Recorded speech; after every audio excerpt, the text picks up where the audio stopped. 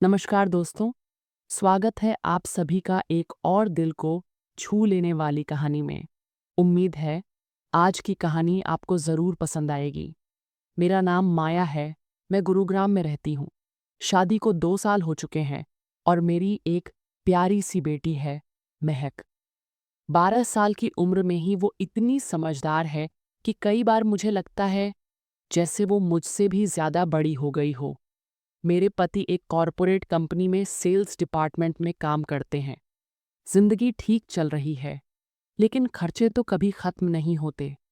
कई बार सोचती हूँ कि मैं भी कुछ काम कर लूँ, लेकिन घर और बेटी की जिम्मेदारी के कारण बाहर निकलना मुश्किल हो जाता है। मेरी जिंदगी में एक और इंसान है, कुलदीप। वो मेरा बहुत पुराना दोस्त है, कॉलेज के दिनों से। शादी के बाद भी कभी कभी बात हो जाती है।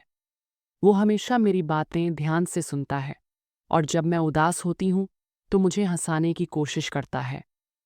आज सुबह भी कुछ बेचैनी सी थी तो मैंने सोचा क्यों ना उससे बात कर लूं। मैंने फ़ोन उठाया और कॉल कर दी। उधर से हंसती हुई आवाज़ आई, अरे माया, कितने दिन बाद याद किया।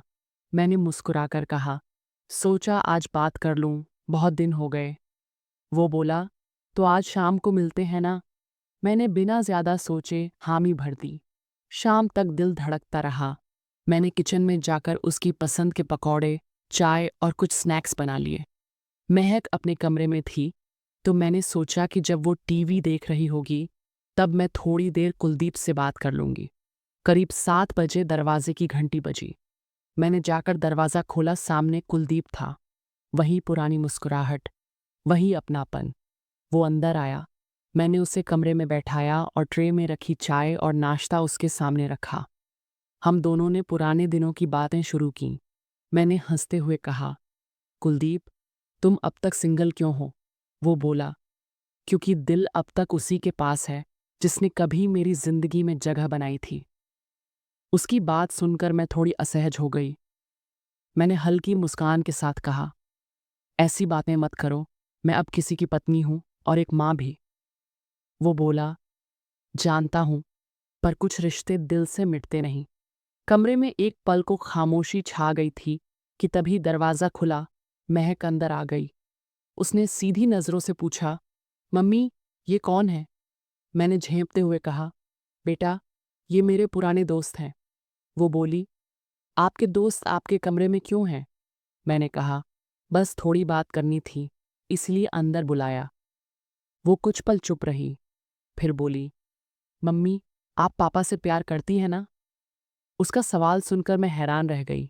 मैंने तुरंत कहा, बहुत करती हूँ बेटा, तुम ऐसा क्यों पूछ रही हो? वो बोली, बस ऐसे ही लगा, कहीं आप किसी और को तो पसंद नहीं करने लगी।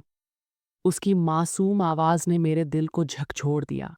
मैंने उसके सिर पर हाथ रखकर कहा, पगली, मम्मी पापा दोनों एक दूसरे से बहुत प्यार करते हैं।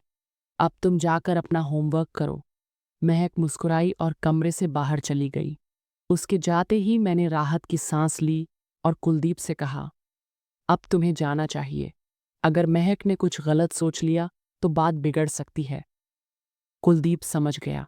उसने धीरे से कहा, ठीक है माया, तुम अपना ध्यान रखना और जब भी मन करे मुझे कॉल कर लेना। वो दरवाजे की ओर बढ़ा और चला गया। बाहर हल्की ठंडी हवा चल रही थी।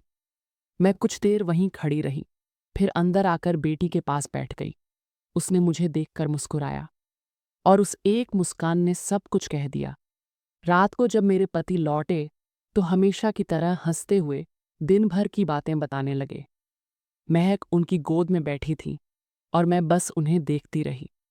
उसी पल मैंने मन में ठान लिया, अब जिंदगी में ऐसी कोई उलझन नहीं आने दूंगी जो मेरे घर की शांति को तोड़ दे। कभी कभी जिंदगी हमें सिखाती है कि सीमाएं बहुत जरूरी होती हैं। दोस्ती अपनी जगह सही है, लेकिन एक परिवार की नींव भरोसे पर टिकी होती है। अगर वो भरोसा डगमगाए तो रिश्ते बिखर जाते हैं। माया ने उसी दिन फैसला कर लिया। अब उसकी दुनिया सिर्फ उसके पति और बेटी के इर्द गिर्द रहेगी, क्योंकि असली सुकून वहीं है। तो दोस्तों, ये थी आज की कहानी। अगर आपको यह पसंद आई हो तो अनवी टॉक्स को सब्सक्राइब करना न भूलें और कमेंट में बताएं कि आपको माया का फैसला कैसा लगा।